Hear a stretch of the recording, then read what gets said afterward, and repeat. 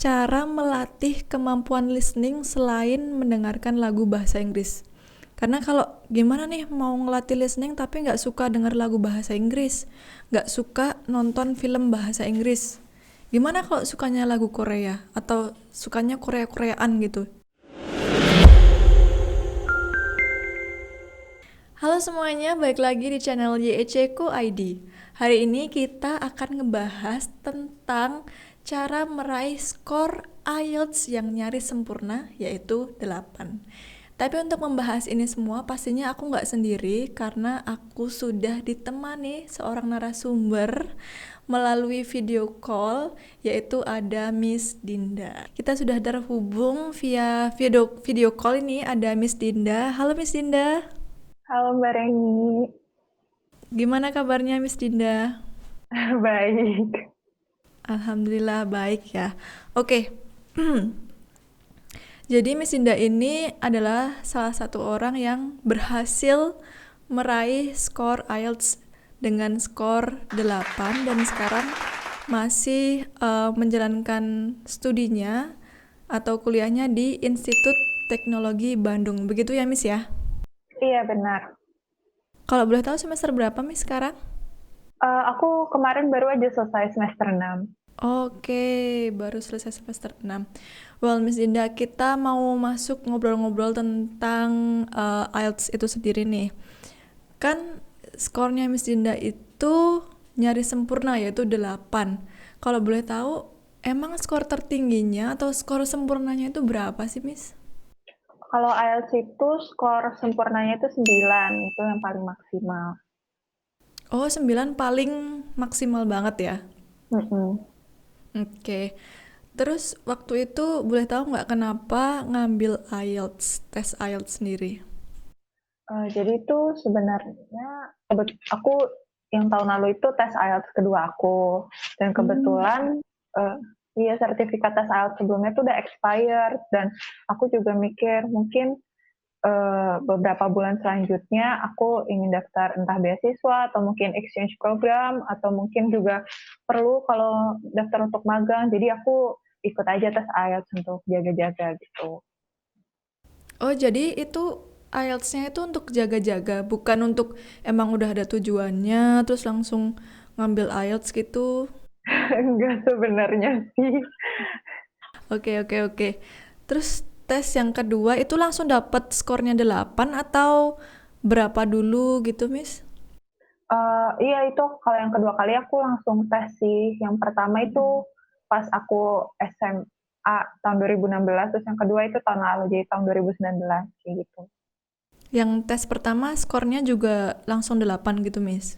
Enggak, kalau yang pertama itu aku lupa berapa, tapi kalau nggak salah overallnya entah 7 atau 7,5 gitu. Oke, berarti tetap step by step gitu ya, Miss ya? Nggak ada yang langsung instan, langsung tinggi gitu skornya. Nggak ada.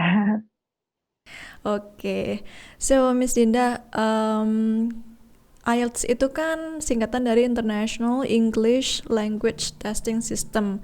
Nah, di IELTS itu sendiri, kalau nggak salah nih, itu ada beberapa part ya, Miss ya. Ada listeningnya, ada reading writingnya, dan juga ada speakingnya. Kita ngebahas soal listening dulu deh. Karena di part listening ini ada pertanyaan yang kayaknya mewakili anak-anak zaman now sih. Pertanyaannya tuh cara melatih kemampuan listening selain mendengarkan lagu bahasa Inggris. Karena kalau gimana nih mau ngelatih listening tapi nggak suka denger lagu bahasa Inggris, nggak suka nonton film bahasa Inggris. Gimana kalau sukanya lagu Korea atau sukanya Korea-Koreaan gitu? Itu gimana Miss Dinda? Ini kayak sepupu aku banget nih. Jadi juga sepupu aku tuh suka banget sama Korea gitu, sama musiknya, sama dramanya, dan dia juga kesulitan gitu belajar bahasa Inggris. Salah satu saran yang aku kasih dia itu, oh, nggak apa-apa kalau misalkan sukanya lagu Korea bukan lagu Barat, tapi mungkin setiap dengerin lagu barunya mereka, kan kebetulan nggak bisa bahasa Korea juga tuh, mungkin bisa lihat terjemahan liriknya ke bahasa Inggris, atau mungkin saat nonton variety show atau drama-drama Korea itu subtitle jangan bahasa Indonesia tapi pakai bahasa Inggris gitu kan. Jadi walaupun sukanya bahasa Korea tapi tetap aja secara nggak langsung ngelatih bahasa Inggris kita kayak gitu. Oke, jadi bisa disiasati ya, walaupun suka Korea tetap masih bisa belajar bahasa Inggris. Oke, kalau nih Miss, kalau salah satu hal yang paling enak ketika kita belajar listening bahasa Inggris itu kan dengerin musik. Dengerin musik kan itu enak banget ya Miss ya. Enjoy. Tapi satu penyanyi sama penyanyi yang lain itu kan kadang mereka ngucapnya beda. Kayak contohnya bilang you and I sama you and I. Itu gimana Miss kalau kayak gitu? Iya, sebenarnya nggak semua orang itu ngucapin setiap kata bahasa Inggris itu sama. Tapi kalau misalkan makin kita sering dengerin lagu bahasa Inggris, makin sering dengar berbagai macam cara pengucapannya itu, nanti kita juga pick up sendiri gitu gaya ngomong bahasa Inggris kita sendiri. Mungkin kalau misalkan kita sering-sering dengar lagunya tuh dari penyanyi yang dari Inggris gitu, jadi mungkin ada British accent-nya gitu kan. Nah itu tuh mungkin nanti kita juga pas speaking, loh kita jadi pick up British accent itu sendiri, dan itu tuh sebenarnya nggak ada yang salah, karena emang bervariasi gitu, tapi asal bisa dipahami itu nggak apa-apa kayak gitu. Jadi nggak masalah kalau pronunciation setiap penyanyi itu beda-beda gitu. Oke, jadi accentnya tuh nggak masalah kalau mau pakai British ataupun American gitu ya Miss ya? Iya nggak masalah, tapi asal kita bisa dimengerti itu bahasa Inggris kita itu nggak masalah, nggak apa-apa. Jadi kalau menurut Miss Dinda nih, untuk belajar listening itu sendiri, jam-jam yang tepat itu waktunya kapan sih Miss? Karena kita kan kalau belajar listening juga butuh fokus kadang. Menurut Miss Dinda itu waktu yang tepat kapan Miss? Sebenarnya kalau masalah waktu yang tepat menurut aku tuh tiap orang beda-beda ya, karena contohnya aku tuh lebih cocok belajar pas malam-malam, semua orang tidur aku belajar. Tapi mungkin ada juga yang pagi-pagi banget gitu cocok belajarnya. Sebenarnya tuh untuk setiap orang senyamannya mereka aja. Tapi misalkan lagi jenuh atau sebenarnya nggak terlalu niat belajar itu ya nggak perlu lama-lama, tapi cukup waktu yang digunakan tuh harus produktif gitu. Jangan baru sebentar udah tiba-tiba main lagi kayak gitu. Tapi kalau masalah jam itu jam berapa aja nggak masalah. Oke, jadi yang penting kita nyaman ya Miss ya. Karena kan setiap orang ada style belajarnya beda-beda. Nah, sekarang kalau mau ikut tes IELTS nih, grammar itu penting nggak sih Miss? Sebenarnya itu untuk tes IELTS sendiri nggak ada modul grammar. Tapi menurut aku penting untuk paham saat modul reading. Sebenarnya nggak cuma beberapa modul sih, untuk semua modul grammar itu penting. Walaupun untuk grammar itu nggak ada modul tersendirinya. Karena kalau misalkan untuk modul reading saat kita baca teks, itu kan grammar tuh banyak macam-macamnya ya. Jadi itu kita harus paham grammar itu sendiri untuk paham maksud teksnya itu. Dan saat speaking juga itu tuh grammar tuh penting. Karena kalau misalkan salah itu tuh bisa mengurangi skor gitu. Walaupun mungkin di real life grammar nggak penting-penting banget, tapi namanya juga ini tes ya. Jadi kalau ada salah itu bisa menurunkan skor kayak gitu. Oke, jadi speaking pun penting untuk grammar, tapi juga lebih penting lagi reading and writing-nya. Kalau rekomendasi buku yang buat pemula nih, kita mau tes IELTS tapi bahasa Inggrisnya masih pas-pasan. Kira-kira ada rekomendasi bacaan untuk para pemula nggak, Miss? Yang vocabnya masih gampang-gampang gitu, nggak susah-susah amat?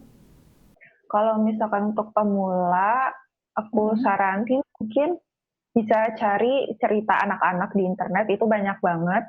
Karena namanya juga cerita anak-anak kan, jadi vocabulary-nya masih gampang, itu diperuntukkan untuk anak-anak. Jadi yang masih basic bahasa Inggrisnya pun bisa mengerti gitu. Nanti dari situ baru perlahan-lahan mungkin mulai baca novel atau baca buku-buku lainnya seperti itu.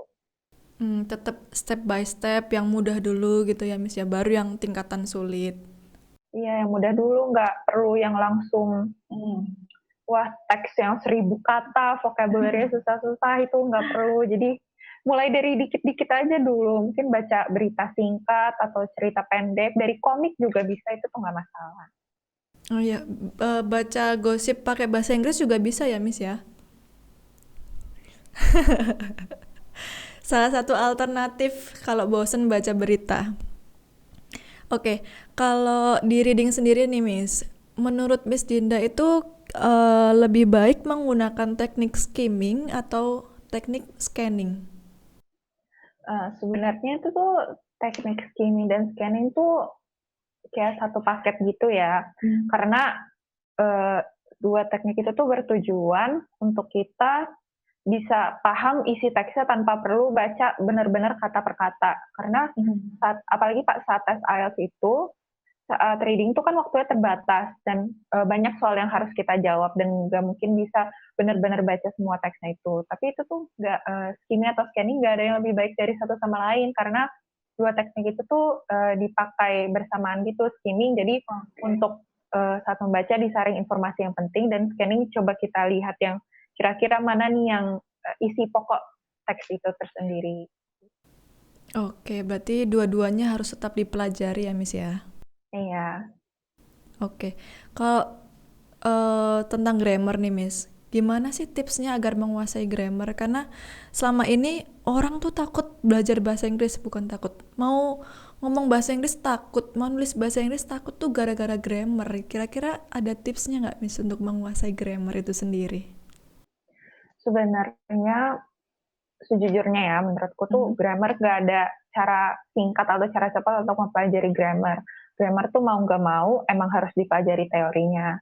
Itu emang benar kalau misalkan orang tuh banyak yang takut belajar bahasa Inggris karena takut grammarnya salah. Sebenarnya tuh nggak perlu, kita tuh bisa aja mungkin meniru ucapan-ucapan di film tanpa perlu mikir grammarnya, itu nggak apa-apa. Tapi uh, tetap aja mau nggak mau tuh, mau grammar duluan atau grammar nanti itu tetap harus dipelajarin dan mulai itu mau nggak mau dari teori. Tapi nanti kalau misalkan udah bisa teorinya itu tuh sebenarnya nggak perlu yang nginget-nginget setiap kita mau ngucapin suatu kalimat harus mikir dulu grammar apa. Itu pasti nanti kalau udah terbiasa udah langsung aja kepikiran kayak gitu. Tapi emang awalnya harus belajar dulu teorinya.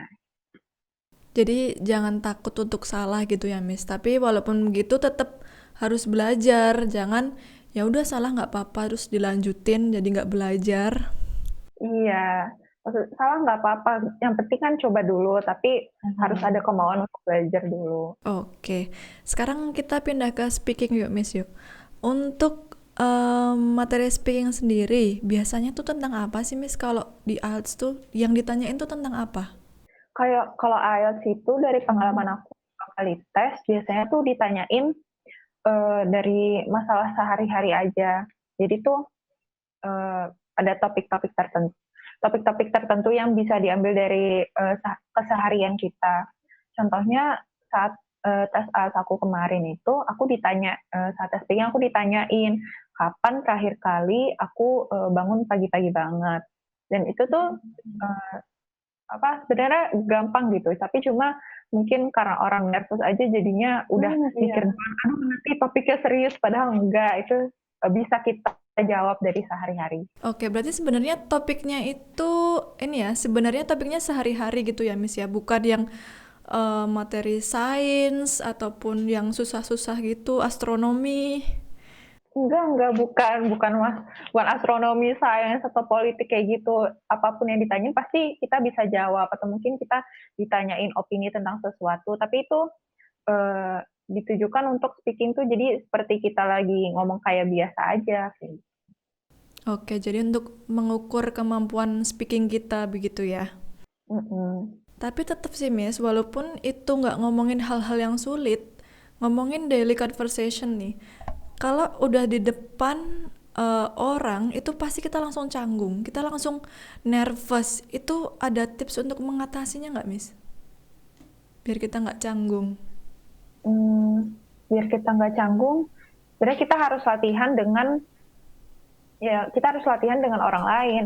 Karena jujur aku sendiri juga mungkin emang niatnya bagus, kita rekam suara kita coba ngomong sendiri, latihan-latihan apa aja yang bisa kita omongin, grammar yang bisa kita gunakan, vocabulary dan lain-lain. Tapi sama aja kalau kita latihan sendiri, gak coba ngomong di depan orang lain, pasti nanti nervous saat speakingnya. Emang pas ngomong sendiri lancar, tapi kan saat ada orang lain tuh atmosfernya jadi beda ya. Sama aja kayak kalau kita mau pidato lah gitu ke satu orang dan ke 100 orang tuh beda, sama aja kayak speaking test ini. Jadi bisa mungkin coba latihan dengan orang lain, jangan sendirian aja atau di depan kaca kayak gitu. Maaf. Ya, it's okay. Oke, jadi tetap kuncinya harus nemu partner gitu ya, Miss ya? Karena dengan ada partner pun, kalau misalnya kita salah tuh bisa dikoreksi. Kan kalau latihan sendiri, mau sesering apapun kita latihan, tapi kan Ketahuan jomblonya kalau latihan sendiri. bukan jomblonya juga, nanti kalau ada partner kan biar ketahuan salahnya gitu. Kalau kirain takut ketahuan jomblonya salah kan juga percuma aja gitu. Oke, terakhir nih Miss, kasih pesan dong buat mereka yang lagi berjuang mendapatkan skor IELTS agar nyaris sempurna kayak Miss Dinda. Pesannya untuk mereka apa nih Miss? Aduh, kalau pesan aku mungkin jangan terlalu tertekan kali ya, jangan patokan kalian untuk IELTS tuh jangan skor aja.